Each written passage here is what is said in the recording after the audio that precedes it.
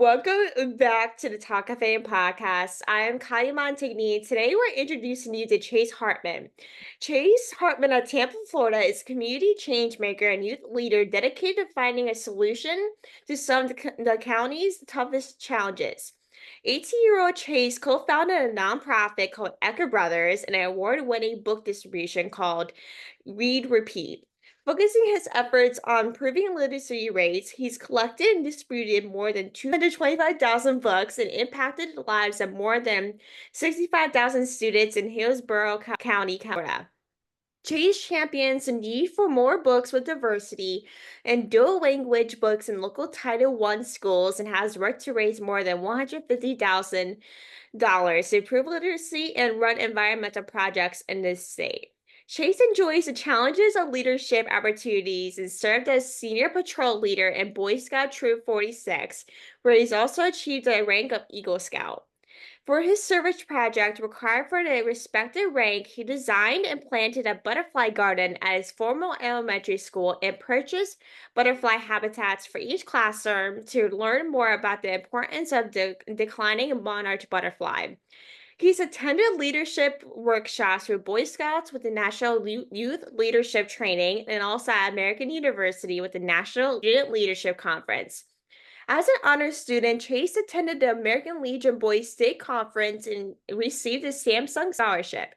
Additionally, he has been recognized as the 2024 Coca Cola Scholarship, Beta Club Scholar, and National Honor Society Scholarship National Finalist. He's a member of the National Honor Society and National Society of High School Scholars and is a co-president of National Student Government at his high school.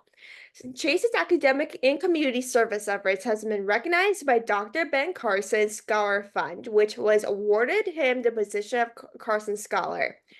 Chase is a Tampa Bay Lightning hockey team community hero of tomorrow recipient, Florida's Presidential Spirit of the Community Honoree, Points of Light Youth Advisory Council member. It was also recognized by the EPA as a President's Environmental Youth Award winner. He is currently a student at the University of Florida's Business Administration and Political Science. Welcome to the show, Chase. Oh my gosh, like that was literally such a long intro.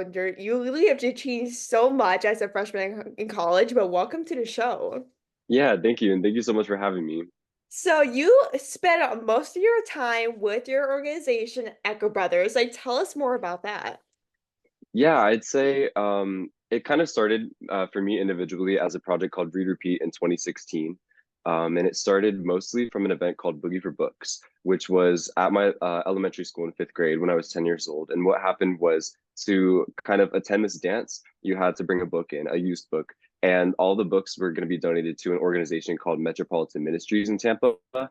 And kind of the significance of that was to really show or really kind of to emphasize the fact to us young kids that there were a lot of areas in our community that did not have as many books as us and were not as fortunate with literacy and education as us. And that was where I really got inspired to kind of start Read Repeat. And it kind of stemmed off of the support that my fifth grade teacher who organized the Boogie for Books event, she really supported me in kind of the start of Read Repeat and helped me run my first few book drives. And kind of from that, it really kind of took off, and we got a lot of community support, a lot of kind of media recognition which was really helpful because we were able to collect thousands of used books in just a few months and really connect with a bunch of schools, do a bunch of book deliveries, and from that it kind of just grew. We've implemented a bunch of different initiatives throughout the years, such as books of diversity and dual language books, which are English and Spanish books, to kind of fit a lot of the needs and social issues that are really important to the Tampa Bay area. And kind of from that, it's been really great. We've been able to reach so many different schools in our area, all in 50 and all in all the 50 states too as well, all around America. And it's been a really fun time. And in 2020, we expanded and combined me and my brother's projects into one project and one nonprofit called Eco Brothers. And that's where we do a bunch of stuff now. We still do our book deliveries, but my brother also upcycles stuffed animals. Together, we do food drives, and we do beach and park cleanups. So we do a bunch of stuff, but we really love doing it. We really love just getting involved in our community and especially making an impact on the students that are in our local area. I love it. Like, when did your volunteering passion start? I know you said like in like fifth grade with book drives and everything, but was that the time where it started, or did it start earlier for your volunteer passion? I think I was very fortunate to have a few kind of um, activities that I was involved in that really included a big aspect of volunteering since I was probably in the first grade when I joined the Cub Scouts. And well, my mom kind of put it in me because all of her mom's friends were also doing it. But a big part of that was volunteering. But I think what I realized later on was that at the time in first grade, second grade, third grade, I didn't really know kind of the real reasons why I was volunteering. I thought it was just kind of doing good for the community, but it was really when I started Read Repeat and when I did that, participated in the book delivery to Metropolitan Ministries, that I realized this one specific issue that there was a big lack of literacy in certain areas of my community. And I had a lot of books in my home as a kid. I loved reading The Magic Tree House and Harry Mhm. Potter and a bunch of series with my moms, but I knew that there were kids and there were even older populations in my community that were not as fortunate enough as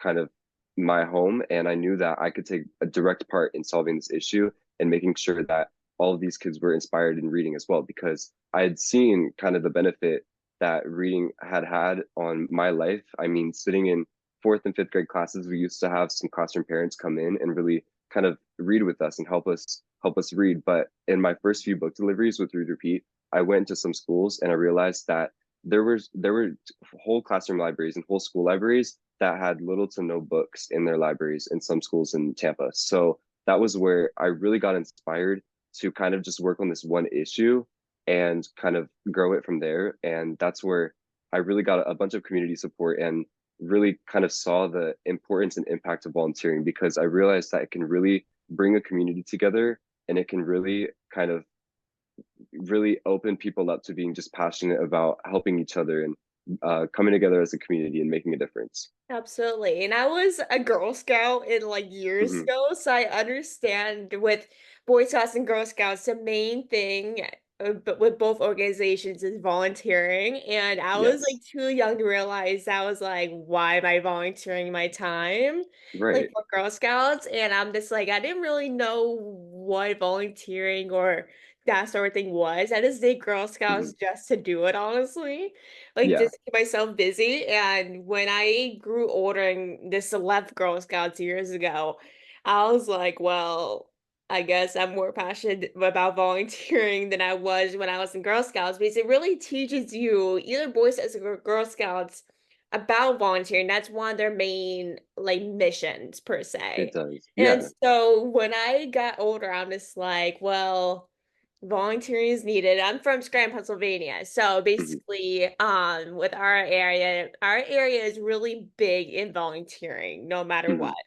Because there's so many nonprofits in our area. So basically, anyone is accepting anybody, honestly. So Hmm. volunteering, well, it's good for college applications, one, absolutely, but it really does play such a big role, whether it's for literacy or whatever, it does play such a big role in our community. I don't know how big Tampa is with volunteering or service hours or whatever it is, but where I am in Scranton, basically the main thing where I am is you really need to get volunteer hours to be able to graduate.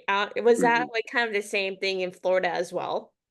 Yeah, I think it's really big in Florida. And I think one of the reasons is that we have this program called the Bright Futures program, where I think if you meet certain kind of GPA and test score requirements and earn 100 volunteering hours throughout high school, you can get free college tuition for any public school in Florida.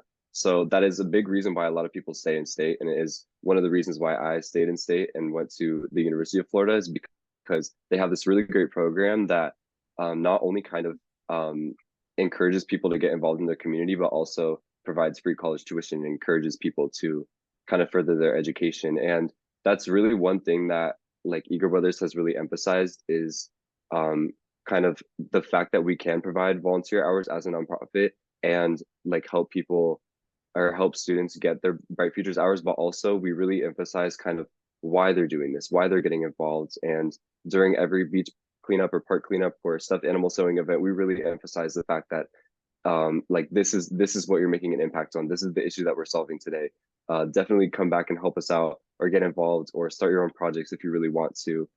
So I really think that Florida's a really great place for volunteering just because there's a bunch of different things that you can do. You could drive 20 minutes to the beach in Tampa and just go clean up individually or with the group. And Bright Futures really helps us out a lot with that as well.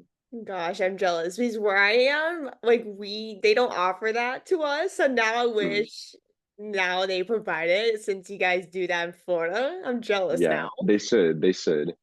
But you like you said earlier that books play such a big role in your life. Like what kind of role does it play in your daily life? Yeah, I'd say kind of personally and currently, books really help me kind of tap into my interests and tap into kind of connecting with others at the same time. I think since starting college, I haven't been personally reading a bunch of books, but I think 3 out of my 6 classes are kind of focused on kind of a book, and we do pre-readings and we do kind of class discussions, and it really helps us kind of connect with each other through ideas and kind of opinions and stuff. And I think um, all throughout high school and all throughout middle school, I think that's been a really great part of just reading because I've been able to connect with so many of my friends about so many different interests and really just learn so many different things at once just from reading one book. And so I think it's definitely a really great outlet of just learning for me and also a really great outlet of just being able to connect with others for sure. Because I'm a big reader as well. So I'm like, well, if he loves books, I might as well ask. Like, I'm a senior in high school. So once school started, I literally haven't been reading much just Yeah. because, like, it's literally so hectic all the time, or Hmm. college searches or whatever it is. Like, it's literally so hectic to the point where I want to read, but just don't have the time for it. So I usually just, if I want to read, I Yeah. just listen to usually audiobooks or something. But Right. to go back to Echo Brothers, you guys collected and distributed over 225,000 books. And can you walk us through how you initiated this project and what challenges kind of that you faced along the way with distributing 225,000 books? Yeah, I think kind of with the initiative or initiating kind of our projects, our different kind of initiatives is it definitely took a lot of small steps and a lot of kind of slow gradual progress to really get to like the big numbers that we have today because like of course when we tell people that we've donated 225,000 books um a lot of them kind of scream or make a crazy face at us, but that has been over 8 years and it has been just kind of working on it for a few hours a week. And so that's what I really try to emphasize to other people, especially when they're looking to start their own project or get involved, is that you don't have to do kind of a really grand thing as long as you're kind of dedicating just a few hours or even just an hour a day or a few hours a week on kind of the thing that you're passionate about. And it will really make such a big difference in the long run. But of course, we have faced a bunch of different challenges over the years. COVID was a really big one just because we weren't able to uh, organize in-person deliveries. So that's where we kind of really focused on advocating for what we cared about at that moment and really kind of we still collected books at that time and had people drop them off at our front porch, but it was more about kind of why we were doing this and kind of speaking on different um, like shows and podcasts and stuff, and also just talking about it on social media to kind of spread the message. And another challenge was banned books and kind of the legislation that really flew through back in 2023, especially in the spring, because it really affected our book deliveries because a lot of schools didn't want to take our books because there was a whole long process of accepting the books. So kind of to navigate that, I spoke at a school board meeting and really just shared my student perspective and really kind of just emphasized the fact that these kids who were once receiving free reading materials are now not able to receive these materials and are probably being hindered a little bit with their education because of that. So just kind of by sharing my perspective and through COVID and through a lot of the banned books legislation, it really helped us out a lot. And just by kind of stepping back and just thinking about why we're doing our project, why we're kind of have continued to do the things that we've done for the last 8 years, we really can get through kind of any challenge. But yeah. Especially during the pandemic. If you guys got through Yeah. that, then you guys can really handle anything. Like with Florida, it didn't get hit as maybe bad Hmm. as some other states. With Pennsylvania, it literally just got hit hard, and Right. literally we didn't even open for like 2 years, like Yeah. because of how bad it was. But that that's awful that you guys literally just had to go through not accepting your books. Because I Hmm. looked at a bunch of books that you guys gave me for a local book drive or whatever, library books, and I'm just like, these books, I just want to take them and read them instead of giving them in the library, Right. honestly, because it looks really good. But Hmm. with you having the confidence to go up in the school board and talk about it, like that's awesome. Like, how did they react to that, though? Is my question. Yeah, it was luckily a very great reaction. They were very kind of supportive, most of all, or mostly because they were surprised by the fact that I was kind of just encouraged to go stand up there and speak to them about this issue. But I was able, luckily, very luckily, able to connect with the president of the school board and also one of my local state representatives and host a few out of school book deliveries during that time. So even though we weren't able to organize those in-school book deliveries, we were still able to make an impact and reach a bunch of kids by a Hispanic Expo event that we organized and a event at my school where I passed out books in the cafeteria, and then also an event um, and like a local block party in a low income community. So we were still able to find solutions despite not being able to directly reach the schools. And I'm really grateful that the school board members were really kind of accepting of my opinion and also really kind of just wanting to support me in that moment. And I think that's a really big thing that I've kind of realized about how me and Zach have been able to run this project is that Mhm. it's probably been 90% of the community and their work that's really kind of taken apart in our project. And really only 10% of Zach and I's work is really just book deliveries and sorting the books and getting our message out. But Mhm. 90% is the book deliveries, the fundraisers and donations that we receive all come from our community and the support of our community. So I think without the support of my fifth grade teacher or without the support of my school board, we wouldn't have been able to, reach the as many students as we have today. And so I'm really grateful that they kind of responded well and didn't kind of just take my opinion and shut me out. But yeah. Especially with you guys being a nonprofit, nonprofits mostly are run by maybe grant money, scholarships, and stuff like Mhm. that. So, if you guys didn't get any of that, then basically you just had to do it on your own, which I don't Right. know. I don't know much about nonprofits or how it works. I'm sure you know more than I do personally. But I know if you guys or any nonprofits didn't get scholarships or anything, I'm just like, Hmm. well, I guess I just have to do it on my own, or this is not going to be a thing or anything. Right. Exactly. So, the last question I have to ask you is, what advice would you give to other individuals who want to make a positive impact in their communities but don't know where to start? Hmm. I would definitely say to really start local and to tap into your passions and kind of involve those in your project, it's very likely that you will be able to find an issue in your local community that connects with something that you like or one of your passions, and it will make as big of as a difference as trying to kind of solve international issues or big issues. Because I feel like a lot of the times we focus on kind of the big world issues and are definitely inspired to help out um, and I definitely encourage you to try to solve those world issues as much as whatever way you feel is best, and definitely share your voice on that. But I think the place that you live in and like the community that you live in needs as much help as those world issues.